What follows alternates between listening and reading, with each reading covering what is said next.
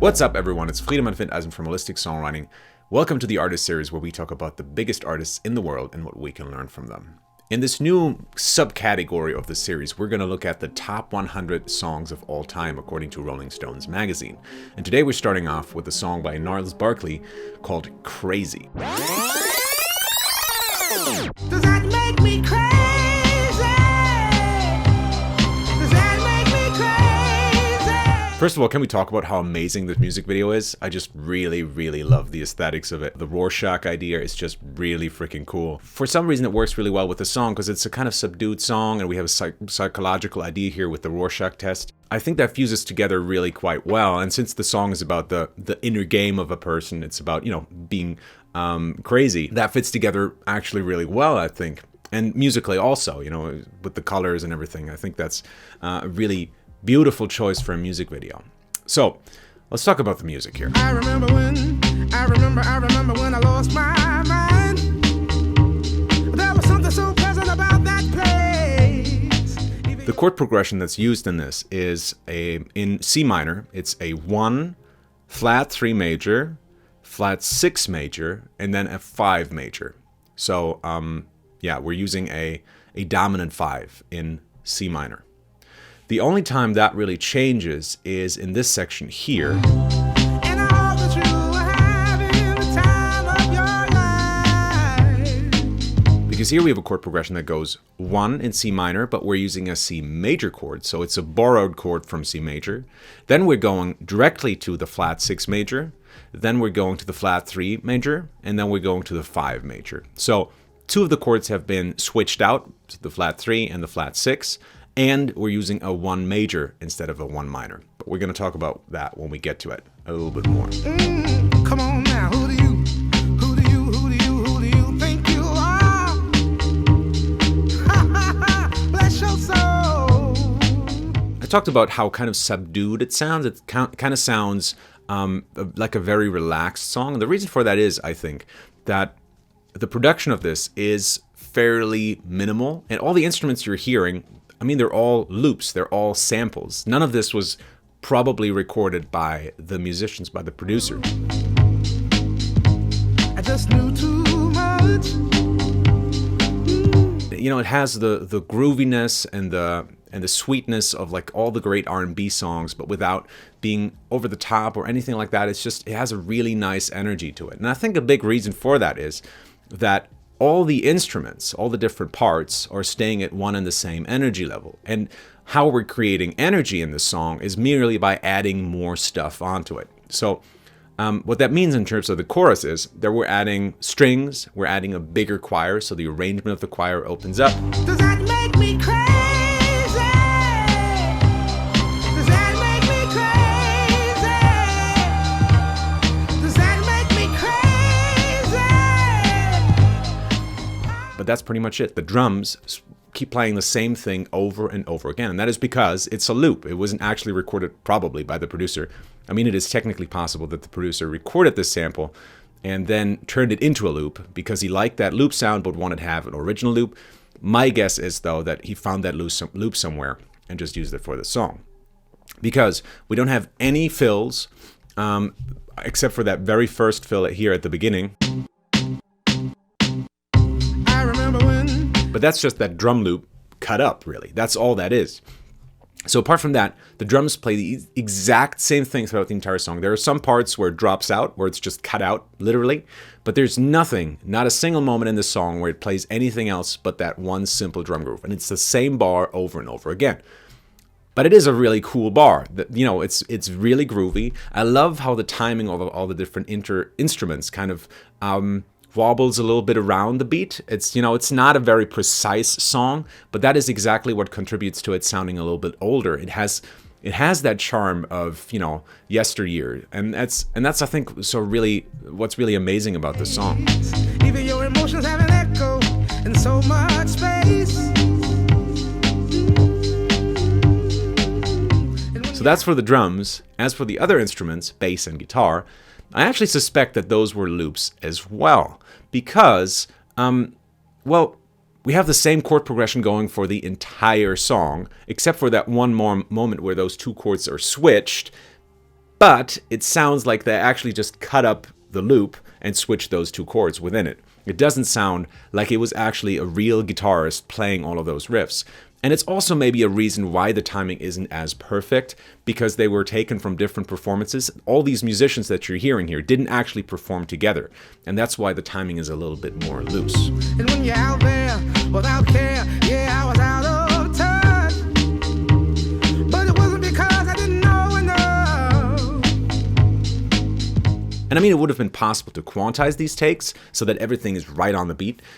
But actually, I really like that it's not perfect. It has a certain life of its own. So the instruments that I think were actually recorded in the studio are all MIDI and the vocals, of course.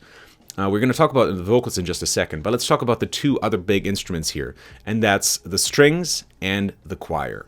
And so it has a little bit of that mellotron sound, but I'm very certain that it's not actually a real choir. I think they were probably recorded in studio because there's some interesting chord changes there, like going to the one major in C minor is something that they probably didn't have in a loop. That's something they probably had to play in the studio. So I'm really assuming that that's something they played through MIDI. But you can really hear that it's not a real choir, and it's also not a real orchestra. It's not a real string section. So how can I hear that? Well, there's a couple of moments where you can actually hear it really well. Listen to the chorus here. Can you hear that on-off kind of thing? That there's the tail of that doesn't sound natural, you know? Can you hear how abrupt that ends? Because that's because really it's a sample that just has an end point, you know? A real singer would have probably sang something like ha ha, but here we hear ha ha. You know, it's a little bit too aggressive for the kind of song that we have here, and it's a little. You can really hear him you can really kind of see him playing those chords on the piano, on the MIDI keyboard. And the same thing goes for the strings as well. If you listen to that very same moment, you can hear the strings doing the exact same thing. And then we have that chord change here going to C major. And again, we hear the choir adjusting to that, and we can hear them singing that E.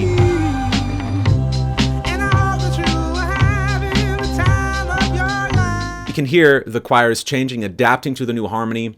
And therefore, we can assume that that was played in the studio. But everything else seems to be out of the can. And I mean, even the strings and choirs are kind of out of the can. They're just like played through MIDI, but they're still pre-recorded samples. And so the only real instrument here that's actually been recorded for this song specifically is the vocals. And when you're out there without care, yeah, I was out of touch. But it wasn't because I didn't know enough.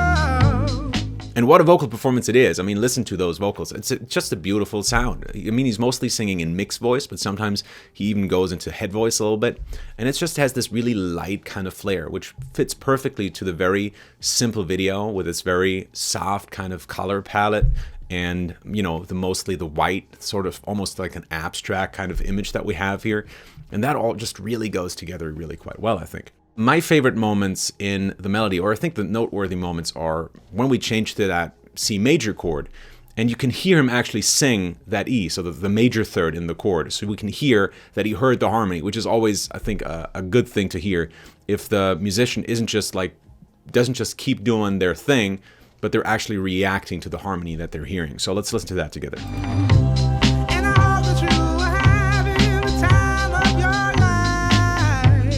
See the, and I hope that you are having the time of your life.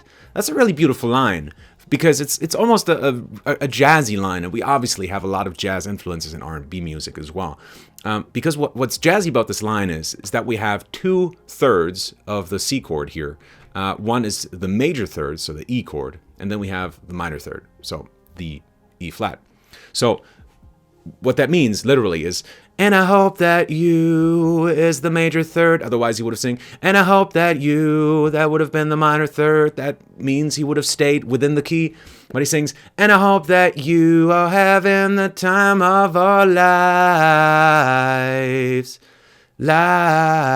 So there he sings the minor third, right? What's really great about this line is that it is one line, it's one melody line, that hits both the E and the E flat, and it makes sense musically. And that kind of thing is just really beautiful. It's something that we hear a lot in jazz music. So what's so challenging about soloing over a jazz piece is, and this is what I found out from studying jazz myself for 2 years, what's so challenging about it is we have a lot of chords that aren't inside the key, as the C major here, for example.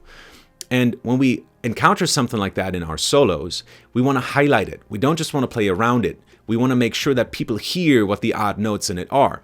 And so what's considered really great soloing in jazz, at least from what I've learned, is that we hit a note which isn't inside the key, but is inside the underlying chord, or not even necessarily inside the underlying chord. It could also be an option or an alteration. Different topic though. So we want to hit those odd notes and then play with that. So as soon as that resolves back into a chord within the key, we want to go back to the original note. And that's what's happening here. We're going to the C major, so the E chord, the E note, and then once that chord passes, we go back to the E flat, which is the note from the key. And I hope that you are having the time of your life. But think twice. That's my only advice. Something else that's really interesting about this melody, or maybe not so interesting to some of you, but to me it's interesting, is that the entire song is pentatonic, I'm pretty sure. At least we have the life, which is a pentatonic lick. So it's not life. There's no 2 in there. So it's, minor pentatonic. So just this little side note here.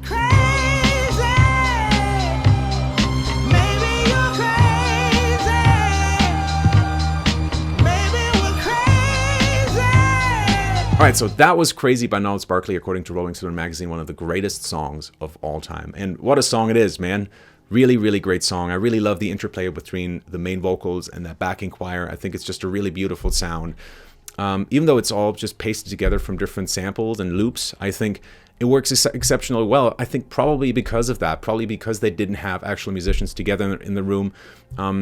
It has a little bit of that yesteryear's sound, because the samples don't align perfectly, and so the timing is a little bit wonky, and that's exactly what I like about it, I think. So that's Crazy. Next week, we're going to take a look at a song by Slipknot, as a lot of you requested. So we're still doing that. Don't worry, we're not just going to look at the top 100 songs of all time. You guys can still request songs, and please do so in the comments below. Also, like and subscribe if you enjoyed this video, and follow me on Patreon if you want to send in questions that I answer every single week in a live stream, or send me songs for review. Thanks so much for watching. Take care and stay gefährlich.